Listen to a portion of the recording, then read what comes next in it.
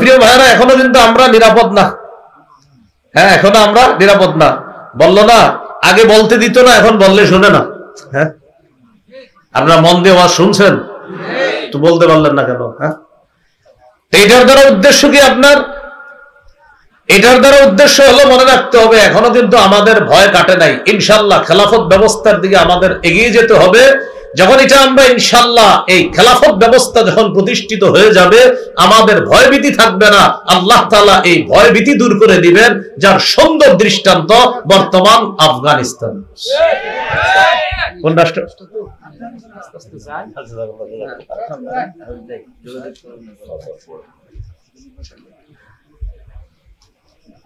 এখন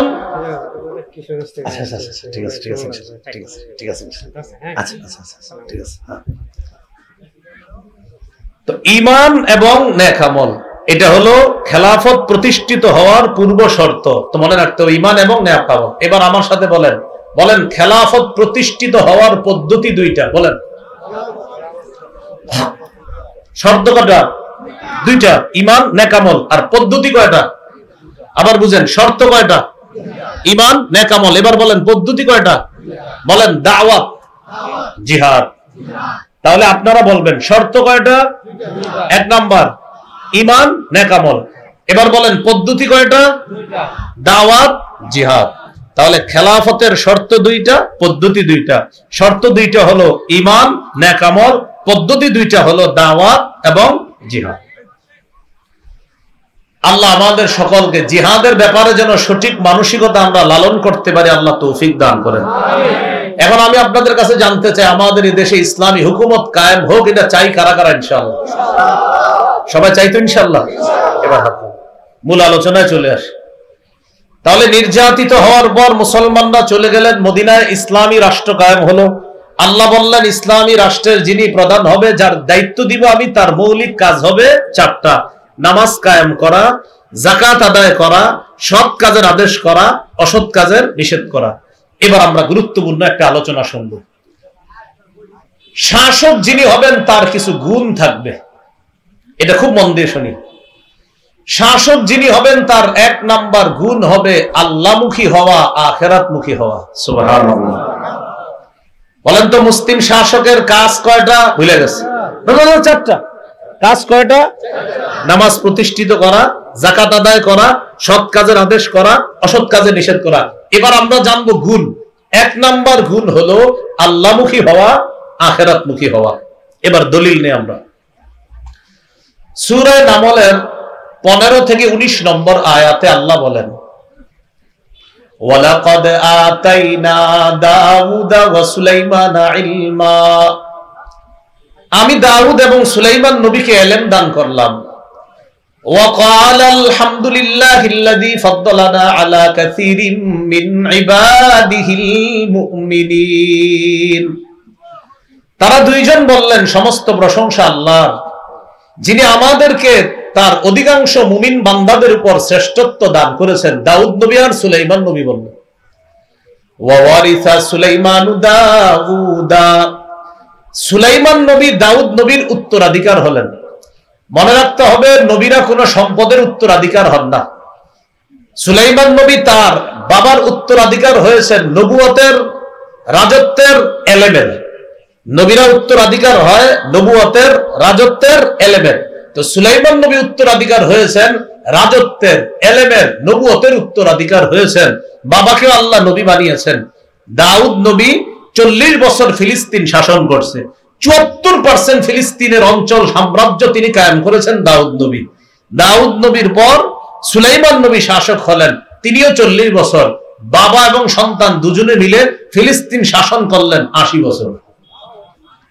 আমি আপনাদের সামনে সূরা হজের 39 থেকে 41 নম্বর আয়াতে কারিমা তেলাওয়াত করেছি। 39 নম্বর আয়াতে আল্লাহ তাআলা বলেন, উযিনা লিল্লাযীনা ইউকাতালুনা বিআন্নাহুম যুলিমু। উযিনা অনুমতি দেওয়া হলো, লিল্লাযীনা তাদেরকে, ইউকাতালুনা যাদের সাথে যুদ্ধ করা হচ্ছে তাদেরকে অনুমতি দেওয়া হলো, জিহাদের অনুমতি। প্রতিরক্ষা করণার্থে জিহাদের অনুমতি দেওয়া হলো তাদেরকে যারা 13 বছর মাজলুম হয়েছে, নির্যাতিত হয়েছে। বিআন্নাহুম যুলিমু, এই কারণে যে তাদের উপর জুলুম করা হয়েছে, তারা মাজলুম। মক্কায় 13 বছর মুসলমানরা নির্যাতনের শিকার হয়েছে। এই 13 বছর অস্ত্র দ্বারা প্রতিহত করার অনুমতি আল্লাহর পক্ষ থেকে ছিল না, শুধু সবরের মাধ্যমে প্রতিহত করা। 13 বছর বেঈমানরা আক্রমণ করবে, সাহাবায়ে কেরাম শুধু ধৈর্য ধারণ করবে। তাহলে আক্রমণ মোকাবেলা করার যে পদ্ধতি ছিল সেটা হলো সবর। 13 বছর হিজরত করে মদিনায় গেলেন। যাওয়ার পর কাফেররা আবার আক্রমণ করলে, তাদের উপর আক্রমণ হলে, মুসলমানদেরকে আক্রমণ করা হলে উজিনা, এখন অনুমতি দেওয়া হলো যে এবার এতদিন তো সবরের মাধ্যমে মোকাবেলা করেছে সাহাবায়ে কেরাম, নবী এবং সাহাবায়ে কেরাম এখন অস্ত্রের মাধ্যমে বেঈমানদের সাথে মোকাবেলা করার অনুমতি প্রদান করা হলো। উদিনা।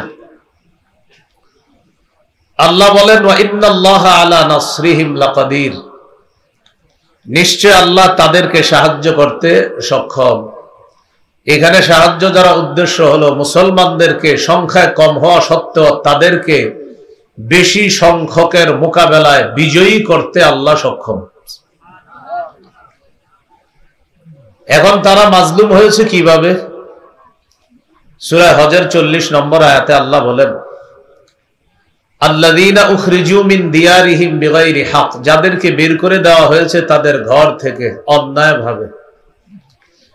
ইল্লা আইয়াকুলু রাব্বুনাল্লাহ, শুধু এই কথা বলার কারণে যে আমাদের রব হলেন আল্লাহ, এটাই অপরাধ সাব্যস্ত করে তাদেরকে তাদের ঘর থেকে বের করে দেওয়া হয়েছে। তাহলে বের করে দেওয়ার পর যখন তারা মদিনায় গেল, এখন আল্লাহ জিহাদের অনুমতি দিলেন, মুসলমানরা বেঈমানদেরকে পরাজিত করলেন। এখন আমাদের মাথায় আসতে পারে, এই যে মুসলমানরা অস্ত্রের মাধ্যমে কাফেরদের সাথে মোকাবেলা করলো, এটা কেমন হলো? আল্লাহ বলেন ওয়ালাউলা দাফউল্লাহিন নাসা বা'দাহুম বিবাদ, আল্লাহ তাআলা যদি মানুষের এক দলকে আরেক দলের মাধ্যমে প্রতিহত না করতেন, এখানে উদ্দেশ্য আল্লাহ যদি ভালো মানুষদের মাধ্যমে খারাপ মানুষগুলোকে প্রতিহত না করতেন, লাহুদ্দিমাত সাওয়ামিউ, তাহলে খানকাগুলা ধ্বংস হয়ে যেত, ওয়া বিআউন, গির্জাগুলা ধ্বংস হয়ে যেত, ওয়া সালাওয়াত, এবং ইবাদতখানা সমূহ ধ্বংস হয়ে যেত, ওয়া মাসাজিদ, মসজিদগুলোকে ধ্বংস করে দেওয়া হতো, ইউযকারু ফিহা ইসমুল্লাহি কাসীরা, যেগুলোর মধ্যে আল্লাহর নাম বেশি পরিমাণে স্মরণ করা হতো। এখানে সাওয়ামিউ বলা হয়েছে। সাওয়ামি শব্দটা সৌমাহ এর বহু বচন, অর্থ খানকা। খ্রিস্টানরা এই সৌমা বানাইতো, তারা এইগুলা বানিয়ে এগুলার মধ্যে ইবাদত করত। বিয়াউন, বিআহ এর বহু বচন হলো বিয়াউন, মানে গির্জা। খানকা আর গির্জা খ্রিস্টানরা তৈরি করে ইবাদত করত। বাকি এখানে খানকা গির্জা দ্বারা উদ্দেশ্য হলো, যখন খ্রিস্টানরা প্রকৃতপক্ষে তাওহীদে বিশ্বাসী ছিল, ওই যুগে আল্লাহ যদি ভালো মানুষের মাধ্যমে খারাপ মানুষগুলা প্রতিহত না করতেন, তাহলে তাওহীদ, যে আল্লাহর একত্ববাদের জন্য, আল্লাহর একত্ববাদ স্বীকৃতি দেওয়ার জন্য মানুষগুলা যে খানকা আর গির্জায় উপস্থিত হতো, যদি আল্লাহ ভালো মানুষ দিয়ে খারাপ মানুষগুলা প্রতিহত না করতেন, ওই খানকা আর গির্জাগুলাকে ধ্বংস করে দেওয়া হতো। তাহলে কি বোঝা যায়? খারাপ মানুষগুলা প্রতিহত করার প্রয়োজন ছিল কি ছিল না? এই জন্য আল্লাহ প্রতিহত করছে। আর একটা বলছে ওয়াসালাওয়াত, সালাওয়াত দ্বারা উদ্দেশ্য ইহুদিদের ইবাদত খানা। এরপরে আল্লাহ বলেছেন ওয়া মাসাজিদ, মসজিদ সমূহ, এটা মুসলমানদের ইবাদত খানা, এগুলা ধ্বংস করে দেওয়া হতো। এরপর 41 নম্বর আয়াতে আল্লাহ বলেন আল্লাযীনা ইম্মাক্কান্নাহুম ফিল আরদি আকামুস সালাহ, তারা হলো এই সমস্ত মানুষ যাদেরকে আমি দুনিয়ার মধ্যে যদি ক্ষমতা দান করি, তারা মৌলিকভাবে চারটি কাজ করবে। আকামুস সালাহ, এক নাম্বার নামাজ কায়েম করবে। ওয়া আতাউজ যাকাহ, দুই নাম্বার যাকাত প্রতিষ্ঠিত করবে, যাকাত আদায় করবে। তিন নাম্বার ওয়া আমারু বিল মা'রুফ, সৎ কাজের আদেশ করবে। চার নাম্বার ওয়া নাহাউ আনিল মুনকার, অসৎ কাজ থেকে নিষেধ করবে। এই আয়াতের মাধ্যমে বুঝলাম ইসলামী রাষ্ট্রের যিনি দায়িত্বশীল হবে তার মৌলিক কাজ হবে চারটা: নামাজ কায়েম করা, যাকাত আদায় করা, সৎ কাজের আদেশ করা, অসৎ কাজের নিষেধ করা। শেষে আল্লাহ বলেন ওয়ালিল্লাহি আকিবাতুল উমুর, সব কাজের পরিণতি, সব কাজের চূড়ান্ত পরিণতি এগুলা আল্লাহর কাছে পৌঁছবে, আল্লাহর কাছে যাবে। ভালো খারাপ যা করবে সব আল্লাহর কাছে পৌঁছে যাবে। জিহাদের অনুমতি দেওয়া হলো, খুব মন দিয়ে বুঝি। জিহাদ শব্দটা আমরা অনেকে শুনলে সাথে সাথে মাথার মধ্যে নিয়ে আসি ইন্না লিল্লাহ, কি নিয়ে আসি মানে এটা কি জানি একটা বিষয়। কিন্তু আপনার এখানে বোঝা উচিত ছিল 13 বছর আগে মুসলমানরা মায়ের খেয়েছে। কয় বছর? 13 বছর নির্যাতনের শিকার হয়েছে। এরপর আল্লাহ জিহাদের অনুমতি দিয়েছে। এখান থেকে বোঝা যায় 13 বছর কাফেররা সন্ত্রাসগিরি করেছে। 13 বছর পর সন্ত্রাস দমন করার জন্য আল্লাহ জিহাদের বিধান দিয়েছে। তাহলে এখান থেকে বুঝলাম, বলেন আমার সাথে, সন্ত্রাস এবং জিহাদ সম্পূর্ণ আলাদা। সন্ত্রাস অপবিত্র, সন্ত্রাস দমন করার পবিত্র পদ্ধতির নাম জিহাদ। তাহলে সন্ত্রাস এটা অপবিত্র, এটা দমন করার পবিত্র পদ্ধতির নাম জিহাদ, বিধানের নাম জিহাদ। তাহলে এখানে আমরা শিখলাম আগে সন্ত্রাসগিরি করেছে কাফেররা, এরপর আল্লাহ জিহাদের বিধান দিয়েছে। সূরা তাওবার 111 নম্বর আয়াত। এই আয়াতে আল্লাহ তাআলা বলেন ইন্নাল্লাহা আশতারা মিনাল মুমিনিনা আনফুসাহুম ওয়া আমওয়ালাহুম বিআন্না লাহুমুল জান্নাহ ইউকাতিলুনা ফি সাবিলিল্লাহ ফায়ুকতালুনা ওয়া ইউকতালুন ফায়াকতুলুনা ওয়া ইউকতালুন। ক্রেতা বিক্রেতা, দ্রব্য মূল্য, বাজার, পাঁচটা জিনিস আমার সাথে বলতে হবে। বলেন, ক্রেতা, বিক্রেতা, দ্রব্য, মূল্য, বাজার। ক্রয় বিক্রয়ের জন্য মৌলিকভাবে পাঁচটা জিনিস লাগে: ক্রেতা, বিক্রেতা, দ্রব্য, মূল্য, বাজার। এবার আমার সাথে বলেন, ক্রেতা আল্লাহ, বিক্রেতা মুমিনগণ, দ্রব্য জানমাল, মূল্য জান্নাত। সুবহানাল্লাহ। চারটা হইলো, আরেকটা বলতেছি, পঞ্চমটা আমি বলি। দেখেন, ক্রেতাকে বলেন, ক্রেতাকে আল্লাহ। ইন্নাল্লাহা আশতারা, নিশ্চয়ই আল্লাহ ক্রয় করে নিয়েছেন, তা আল্লাহ ক্রেতা। দুই নাম্বার বলেন তো, বিক্রেতাকে মুমিনগণ, মিনাল মুমিনিনা, মুমিনদের থেকে, তো নিশ্চয়ই আল্লাহ ক্রয় করেছেন, তাহলে আল্লাহ ক্রেতা। মিনাল মুমিনিনা, মুমিনদের থেকে, মুমিনরা বিক্রেতা। তিন নাম্বার দ্রব্য, আনফুসাহুম ওয়া আমওয়ালাহুম, তাদের জানমাল, তাহলে দ্রব্য পাইলাম, জানমাল। এবার আপনারা বলতে হবে, বলেন তো, ক্রেতাকে বিক্রেতা, দ্রব্য, জানমাল, রয়ে গেল মূল্য। বিআন্না লাহুমুল জান্নাহ, মূল্য হলো আল্লাহর দেওয়া জান্নাত। রয়ে গেল বাজার, বলেন বাজার হলো জিহাদের ময়দান। সুবহানাল্লাহ। ইউকাতিলুনা ফি সাবিলিল্লাহ, তারা আল্লাহর রাস্তায় লড়াই করবে। ফায়াকতুলুনা ওয়া ইউকতালুন, আল্লাহর রাস্তায় লড়াই করে অন্যদেরকে হত্যা করে জাহান্নামে পাঠাবে, অথবা তাদেরকে শহীদ করা হবে, তারা আল্লাহর জান্নাতের মেহমান হয়ে যাবে। তাহলে এবার আমি বলবো না, আপনারা বলতে হবে, ক্রেতা বিক্রেতা, দ্রব্য মূল্য, বাজার জিহাদের ময়দান। এই তো মাশাআল্লাহ, ক্রেতা আল্লাহ, বিক্রেতা মুমিনগণ, দ্রব্য জানমাল, মূল্য জান্নাত, আর বাজার জিহাদের ময়দান। তাহলে বলেন তো জিহাদের নিয়ত আমাদের সকলের আছে? না থাকলে মুনাফিকি মৃত্যু হবে। আবু দাউদের হাদিস 2502 নম্বর হাদিস, 2502 নম্বর হাদিস। قال رسول الله صلى الله عليه وسلم من مات ولم يغزو ولم يحدث نفسه بالغزو مات على شعبة من نفاق। যে ব্যক্তি মৃত্যুবরণ করলো এমন অবস্থায় যে সে জিহাদ করলো না অথবা জিহাদের সংকল্প করলো না, নবীজি বলেন সে মুনাফিকি মৃত্যুবরণ করলো। তাহলে মুসলমান মাত্রই হয়তো জিহাদ করতে হবে, কিন্তু জিহাদ সুযোগ যদি নাও পাই জিহাদের সংকল্প সকলের রাখতে হবে। তাহলে কোন মুসলমান যদি এমন অবস্থায় মারা যায় যে সে জিহাদ করলো না অথবা জিহাদের সংকল্প করলো না, সে কেমন যেন এক ধরনের মুনাফিকি মৃত্যুবরণ করলো। আল্লাহ আমাদের সকলকে জিহাদের নিয়ত যেন আমরা সব সময় রাখতে পারি, আল্লাহ তৌফিক দান করেন। আমিন। আবু দাউদের 2503 নম্বর হাদিস। রাসূলুল্লাহ সাল্লাল্লাহু আলাইহি সাল্লাম বলেন, মান লাম ইয়াগজু, যে ব্যক্তি জিহাদ করলো না, ওয়ায়ুজাহিজ গাজিয়া, অথবা কোন মুজাহিদকে জিহাদের সরঞ্জাম প্রস্তুত করে দিল না।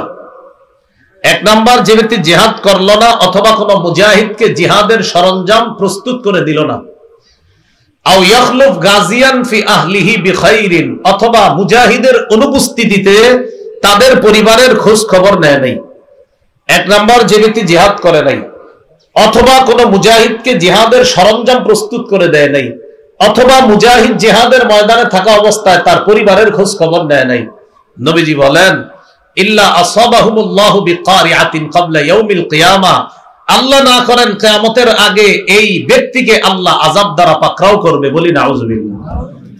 হয়তো জিহাদ করতে হবে, না হয় মুজাহিদকে প্রস্তুত করে দিতে হবে, না হয় মুজাহিদের পরিবারের খোঁজ খবর রাখতে হবে। বর্তমানে ফিলিস্তিনের মুসলমান যারা, আমাদের তাদের জন্য করণীয় কর্তব্য, এক নাম্বার হয় তাদের পক্ষ হয়ে জিহাদে সরাসরি অংশগ্রহণ করতে হবে, যেহেতু এটা আমরা প্রাচীরের বাধার কারণে পারছি না। দুই নাম্বার, আমাদের তাদের কাছে অর্থ দিয়ে সহযোগিতা পাঠাতে হবে তাদের জন্য। তিন নাম্বার, ইআদাদ, জিহাদের প্রস্তুতি রাখতে হবে। এটা কিন্তু আমাদের জন্য সুযোগ আছে, জিহাদের প্রস্তুতি রাখা। একটা হলো তাদের পক্ষে জিহাদ করা, আপনি পারলেন না প্রাচীরের বাধা, বিভিন্ন বাধার কারণে। দুই নম্বর, ইআদাদ, প্রস্তুতি নিতে হবে যে আল্লাহ কখনো তৌফিক দিলে, রাষ্ট্র ব্যবস্থা করে দিলে আমি সশরীরে ফিলিস্তিন গিয়ে জিহাদ করব। তিন নম্বর, এটা আপনি পারতেছেন না, তাদের জন্য আপনি নুসরত পাঠানো, সাহায্য পাঠানো, অর্থ পাঠানো, যেটা আমাদের দেশের মুসলমানরা পাঠাইতেছে। চার নাম্বার, তাদের বিরুদ্ধে যারা কাজ করে, যারা তাদের বিরুদ্ধে লড়াই করে, বোমা মারে, অস্ত্র দিয়ে তাদেরকে আঘাত করে, এই অস্ত্র বোমা যেই সমস্ত অর্থের মাধ্যমে তারা সংগ্রহ করে, ওই অর্থ যেই পণ্যগুলা বিক্রয় করে তারা সংগ্রহ করে, এই পণ্যগুলা মুসলমানরা বয়কট করে। এই চারটা কাজ ফিলিস্তিনের পক্ষে আপনার করতে হবে।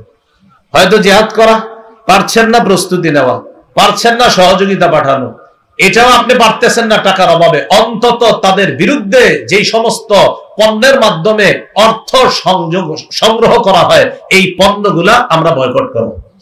মনে থাকবেন ইনশাআল্লাহ এই চারটা কাজ।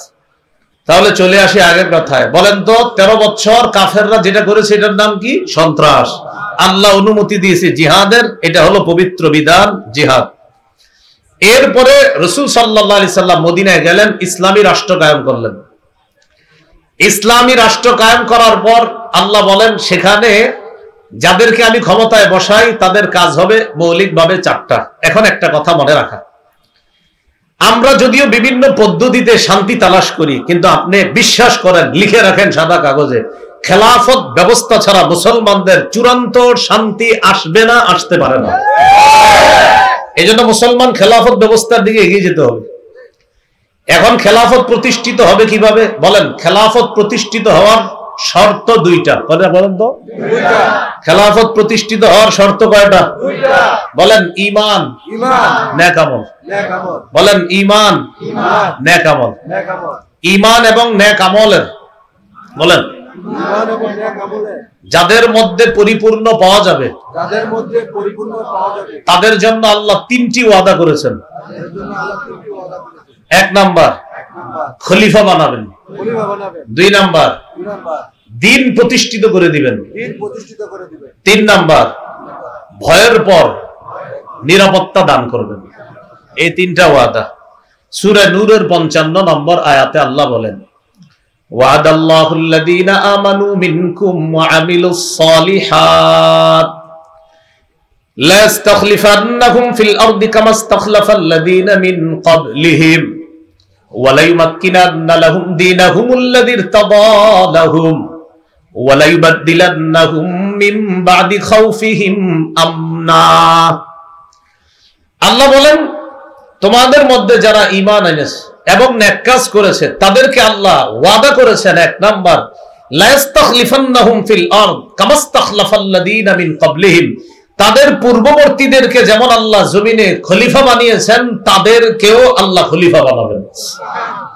দুই নাম্বার, ওয়া লা ইউমাক্কিনান্না লাহুম দীনাহুমুল্লাযী ইরতাদা লাহুম, আল্লাহ তাদের জন্য তাদের দিনকে প্রতিষ্ঠিত করে দিবেন, যেই দিন আল্লাহ মুমিনদের জন্য পছন্দ করেছে। সুবহানাল্লাহ। আল্লাহর পছন্দনীয় দিনের নাম কি? ইসলাম। বলেন, আল্লাহর পছন্দনীয় দিনের নাম কি? ইসলাম। এই জন্য মনে রাখতে হবে, ইদানিং কালে একটা স্লোগান শোনা যায়, ধর্ম যার যার রাষ্ট্র সবার। একটা স্লোগান আছে না? না, সঠিক স্লোগান না। ধর্ম যার যার রাষ্ট্র সবার সঠিক স্লোগান না। সঠিক ধর্ম আল্লাহ, রাষ্ট্র আল্লাহ। রাষ্ট্রগান আল্লাহর। বলেন রাষ্ট্রগান। ধর্ম আগে ছিল অন্যটা, ধর্ম যার যার, ওটা ছিল উৎসব সবার। তো এটা বুঝতে পারছে যে না, এটা হুজুরদের সামনে টিকা যাবে না এই স্লোগানে। পরে স্লোগান পাল্টাইলো ধর্ম যার যার রাষ্ট্র সবার। না, এই স্লোগানও সঠিক না। মনোনীত ধর্ম আল্লাহর, রাষ্ট্র আল্লাহ। এটা মাথায় রাখতে হবে আপনার। তো দুই নাম্বার, ওয়ালা ইউমাক্কিনান্না লাহুম দীনাহুমুল্লাযী ইরতাদা লাহুম, অবশ্যই আল্লাহ তাদের জন্য তাদের সেই দিনকে প্রতিষ্ঠিত করে দিবেন, যে দিন আল্লাহ তাদের জন্য মনোনীত করেছেন। তো আল্লাহর মনোনীত দিনের নাম কি? ইসলাম। মুহতারাম মুফতি আমির হামজা সাহেব নারী বিষয়ক সংস্কার কমিশন নিয়ে কথা বলতেছিলেন। ওখানে উনি কয়েকটা পয়েন্ট বলেছে, সময়ের অভাবে সবগুলো বলতে পারে নাই। একটা পয়েন্ট আছে এমন, সেখানে তাদের দাবি হলো সংবিধানের শুরুতে নির্দিষ্ট কোন ধর্মকে অনুসরণ করা এটা দরকার নাই, এটা প্রয়োজন নাই। মানে সরাসরি বলে না ইসলামের কথা, বলতেছে নির্দিষ্ট কোন ধর্মের অনুসরণ করা কি দরকার, মানে বিসমিল্লাহ বাদ দেন। এটার দ্বারা সূরা আলী ইমরানের 19 এবং 85 নম্বর আয়াতকে অস্বীকার করা। সূরা আলী ইমরানের 19 নম্বর আয়াতে আছে, ইন্নাদ দীনা ইনদাল্লাহিল ইসলাম, আল্লাহর কাছে একমাত্র দিন হলো ইসলাম। সুবহানাল্লাহ। 85 নম্বর আয়াতে আছে, ওয়া মাইয়াবতাগি গায়রাল ইসলামি দীনা, কেউ যদি ইসলাম ছাড়া অন্য কোন দিন কামনা করে, ফালা ইউকবালা মিন, এটা কিছুতেই তার থেকে গ্রহণ করা হবে না। ওয়া হুয়া ফিল আখিরাতি মিনাল খাসিরিন, সে আখিরাতে ক্ষতিগ্রস্তদের অন্তর্ভুক্ত হবে। তাহলে বলেন আল্লাহর মনোনীত দিন ইসলাম। তাহলে ইসলাম ধর্ম কার? আল্লাহ। রাষ্ট্র কার? আল্লাহ। বাস এটা মুসলমান বলবে। তাহলে দুই নম্বর, তাদের মনোনীত দিনকে আল্লাহ প্রতিষ্ঠিত করে দিবেন, যেটা আল্লাহ মুমিনদের জন্য নির্বাচন করেছেন। তিন নাম্বার, ওয়ালা ইউবাদদিলান্নাহুম মিন বা'দি খাউফিহিম আমনা, তারা যে ভয়ের মধ্যে আছে এই ভয়ের পরিবর্তে আল্লাহ তাদের জন্য নিরাপত্তা সাব্যস্ত করবেন, তাদের ভয়টাকে আল্লাহ নিরাপত্তা দ্বারা পরিবর্তন করে দিবেন। এজন্য প্রিয় ভাইরা, এখনো কিন্তু আমরা নিরাপদ না। হ্যাঁ, এখনো আমরা নিরাপদ না। বললো না, আগে বলতে দিত না, এখন বললে শোনে না। হ্যাঁ, আপনারা মন দিয়ে আওয়াজ শুনছেন তো বলতে পারলেন না কেন? হ্যাঁ, এটার দ্বারা উদ্দেশ্য কি আপনার? এটার দ্বারা উদ্দেশ্য হলো, মনে রাখতে হবে এখনো কিন্তু আমাদের ভয় কাটে নাই। ইনশাআল্লাহ খেলাফত ব্যবস্থার দিকে আমাদের এগিয়ে যেতে হবে। যখন এটা আমরা ইনশাআল্লাহ এই খেলাফত ব্যবস্থা যখন প্রতিষ্ঠিত হয়ে যাবে, আমাদের ভয়ভীতি থাকবে না। আল্লাহ তাআলা এই ভয়ভীতি দূর করে দিবেন, যার সুন্দর দৃষ্টান্ত বর্তমান আফগানিস্তান। কোন রাষ্ট্র?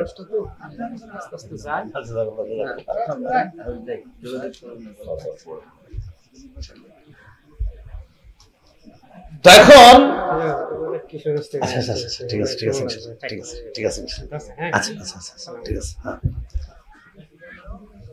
তো ঈমান এবং নেক আমল এটা হলো খেলাফত প্রতিষ্ঠিত হওয়ার পূর্ব শর্ত। তো মনে রাখতে হবে ঈমান এবং নেক আমল। এবার আমার সাথে বলেন, বলেন খেলাফত প্রতিষ্ঠিত হওয়ার পদ্ধতি দুইটা। বলেন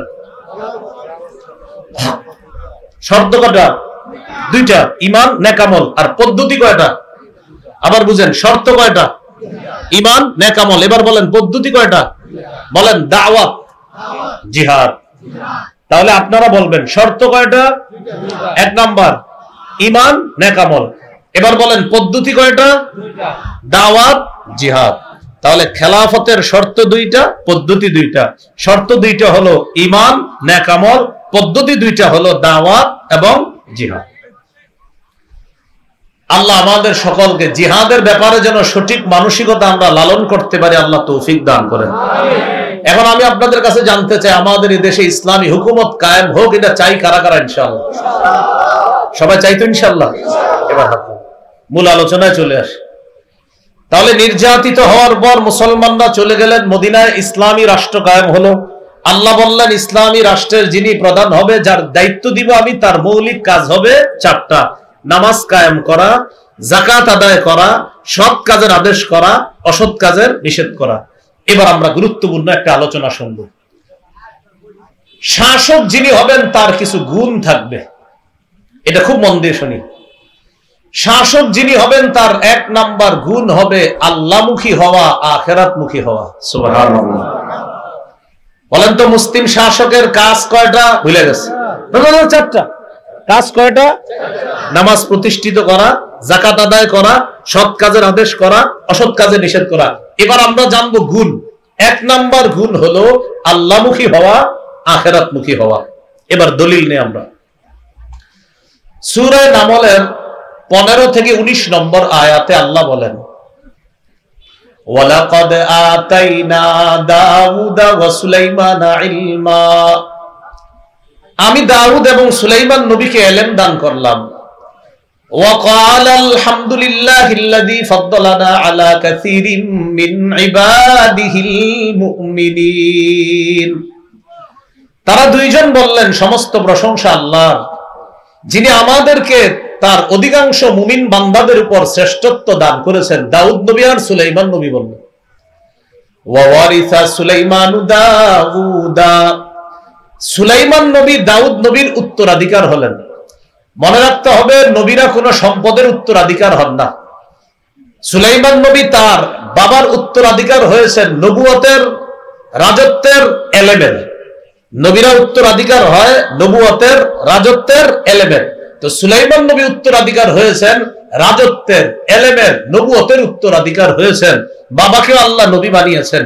দাউদ নবী 40 বছর ফিলিস্তিন শাসন করছে।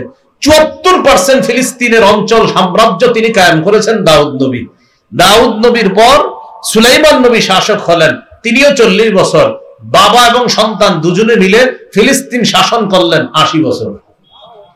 কয় বছর? এজন্য একটা তথ্য মনে রাখবেন। বলেন বনি ইসরাইলরা সর্বমোট ফিলিস্তিনে শাসন করেছে 418 বছর। এর মধ্যে ইমানি শাসন 80 বছর। বাকি বলেন, বাকি 338 বছর শিরিকের শাসন, কুফরের শাসন। বনি ইসরাইলের সর্বমোট শাসন ছিল ফিলিস্তিনে 418 বছর। এর মধ্যে 80 বছর ইমানি শাসন। এখন 418 থেকে 80 বাদ দেন, থাকে আর কত? 338। আমার তো এটাই মনে হয়, হ্যাঁ 338। 80 বাদ দিলে থাকে 338। এই 338 বছর শিরিকের শাসন, 80 বছর হলো ইমানি শাসন।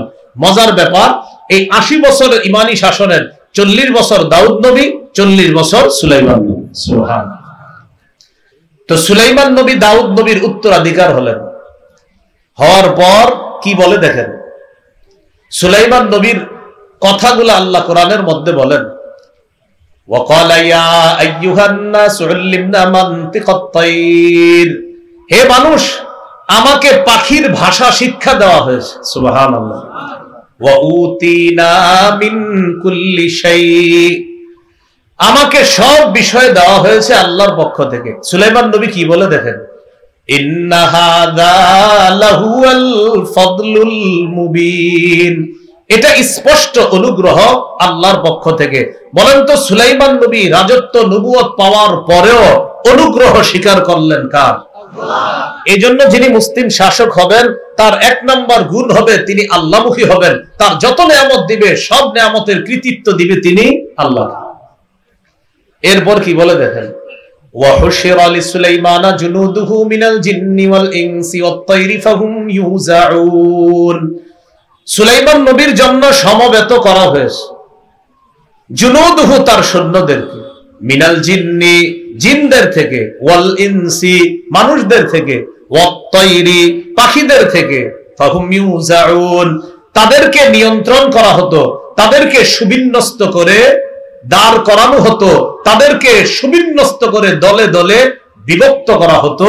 জিন ইনসান পাখিদেরকে এই জাতীয় ক্ষমতা আল্লাহ তাআলা সুলাইমান নবীকে দিয়েছেন। মানুষের উপর, জিনের উপর, পাখির উপর আল্লাহ তাকে ক্ষমতা দান করেছেন। তো একদিন সুলাইমান নবী কাফেলা নিয়ে রওনা করলেন।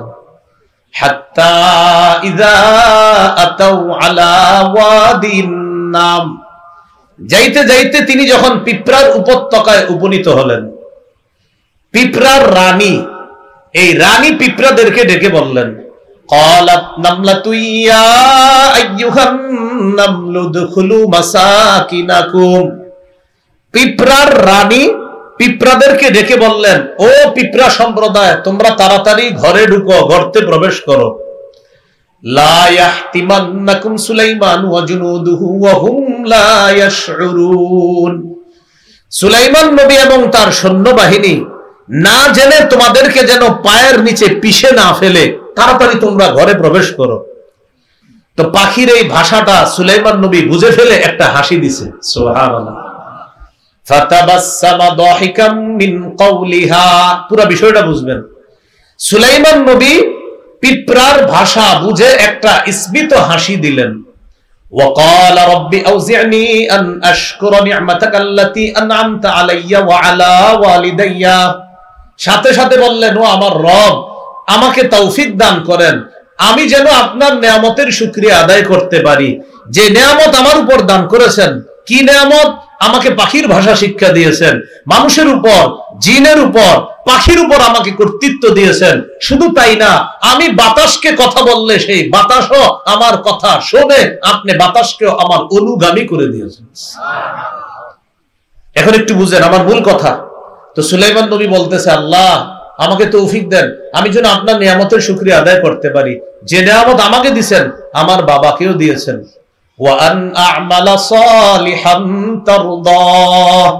আল্লাহ আমি যেন এমন ভালো কাজ করতে পারি যে কাজে আপনি খুশি হন।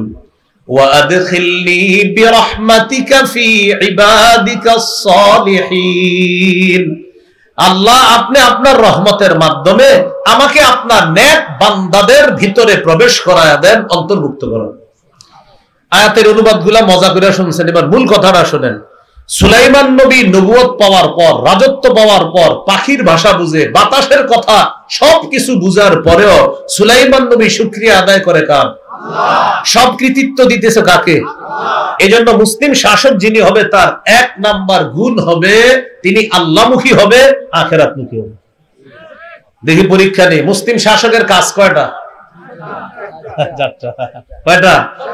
এক নাম্বার নামাজ কায়েম করা, দুই নাম্বার যাকাত, তিন নাম্বার সৎ কাজের আদেশ, চার নাম্বার অসৎ কাজের নিষেধ। এখন আমরা জানতেছি মুসলিম শাসকের গুণ। এক নাম্বার গুণ কি মুখী হওয়া? আল্লাহ। মাশাআল্লাহ। মুসলিম শাসকের দুই নাম্বার গুণ ইনসাফ কায়েম করা। কি কায়েম করা? ইনসাফ কায়েম করা।